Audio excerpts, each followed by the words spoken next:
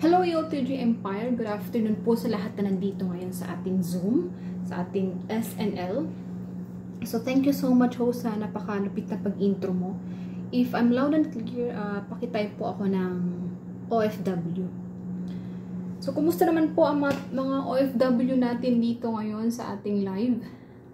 Kumusta naman po ang Ramadan ninyo? Pang ilang araw na ba ngayon since nagsimula yung Ramadan? I hope na you're doing good. Kahit busy, kahit pagod, kahit nakaka-stress, kahit anong oras natutulog, dapat cheer up pa rin tayo. Dapat maganda pa rin tayo. Di ba? Tama? So, laban lang. So, yeah, thank you so much sa mga nag-respond. So, Coach, thank you sa napakalupit na pag-intro mo. And then, by the way, I'm Rizalyn Alaton from Dumaguete City, Negros Oriental. So, nandito ako ngayon sa bansang Kuwait for 7 years. Diretso na tayo. Alam naman natin na as an OFW, hindi talaga sapat yung kinikita natin. Nung nasa Pilipinas pa tayo, sinasabi natin na gusto kong mag-ibang bansa kasi gusto kong kumita ng malaki. Pero mali yung naging resulta. Ang naging resulta, nung nagpunta na tayo sa ibang bansa, ang dami na natin bayarin sa Pilipinas, ang daming utang. Ang nangyayari, kulang na yung mga kinikita natin. Kaya, tulad ko, hindi man ako pala utang, pero may pamilya akong sinusuportahan at may kapatid akong pinapaaral. Sa akin talaga, hindi talaga sapat yung kinikita ko. Single po ako, pero hindi talaga sapat yung kinikita ko eh. Ang nangyari po, nag-grab ako ng ibang opportunity and thankful and grateful ako kasi nakilala ko ang Empowered OFW ng UTG Empire. So, tulungan ako ng community dahil kumita ako, nagkaroon ako ng resulta. Actually, nag-take lang ako ng action, nag-decide. At yun, nagkaroon ako agad ng resulta. At dahil doon, sobrang nagpapasalamat ako. Dahil hindi lang sa nagkaroon ako ng resulta, marami akong mga na-achieve sa community. At maliban din doon, sa pagiging achievers natin, naging VIP. Naging VIP po tayo. Ang kagandahan kasi sa pagiging VIP, exclusive na minimentoran ka. Exclusive na may training kayo na iba sa training ng mga members. Hindi siya tulad ng training ng VIP. Like for example, may exclusive kayo na mentoring or ng training ng pinaka mataas, no, sa buong company. Like last day, minimentoran po kami, nagkaroon po kami ng training kay Upline Joseph din po. As in, sobrang nakaka-excite, nakakataba ng puso dahil doon ko lang siya na nakausap ng harapan. Although hindi siya personal na nagharapan kami, pero alam ko mangyayari din yun na one day, makakaharap ko din siya personally. Sobrang napakaganda pag once VIP ka. Kasi maraming magagandang mangyayari.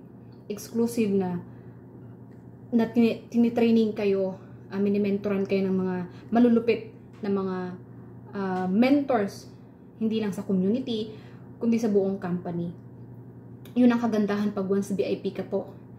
So, sa lahat po na nandito, message ko lang po, no? Message ko lang po sa lahat ng mga kapwa ko, sa lahat ng mga kapwa ko OFW, lalo na yung mga nahihirapan silang mag-ipon or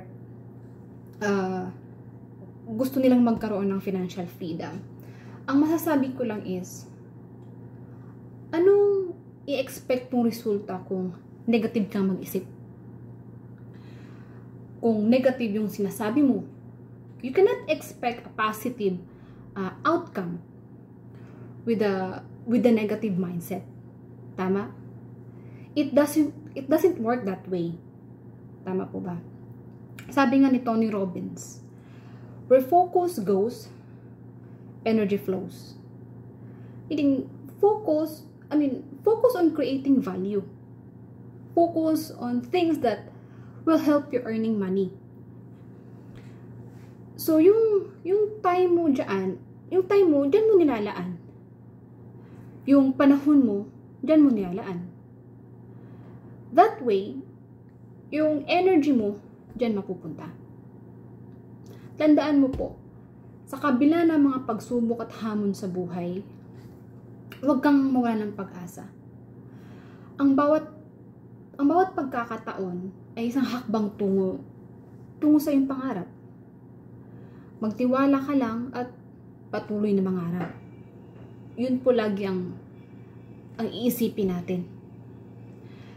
Sa lahat ng sa lahat po ng nandito, lalo na yung magiging part po ng community. Kasi alam natin na lagi natin sinasabi na yung iba hindi ko naman nila lahat. Nakawawa sila, ang daming utang, ang daming binabayaran. Parang feeling nila nag-iisa na lang sila. Walang tumutulong. Ito pong tandaan mo. Huwag mong kaawaan ang sarili mo. Yan ang emotion na nakakapanghina ng isang tao. Wala kang maisip na paraan. Para makabangon ulit. Isipin mo lang to sa sarili mo. Hindi ka po nag-iisa. Hindi ka pahabayaan ng Panginoon. May kamay ka, may bibig ka, kaya mong kumilos. May talent ka, pwede ka pang makabawi. Baka isipin mo na nag-iisa ka lang at walang taong makakatulong sa'yo. Nagkakamali ka. Merong mga taong tutulong sa'yo. Baka hindi lang nila alam na kailangan mo ng tulong. Diba? So, huwag mo hintayin na sila pang mag-reach out para sa'yo. Baka ikaw yung kailangan mag-reach out para matulungan ka nila. So, ayan. Thank you so much. I hope na-empower, na-educate ko po kayo sa konting sharing ko po ngayon sa araw na ito. At God bless po sa lahat and more power po sa ating community. And dasal ko po ang tagumpay ng bawat isa. So, thank you so much and back to you, host.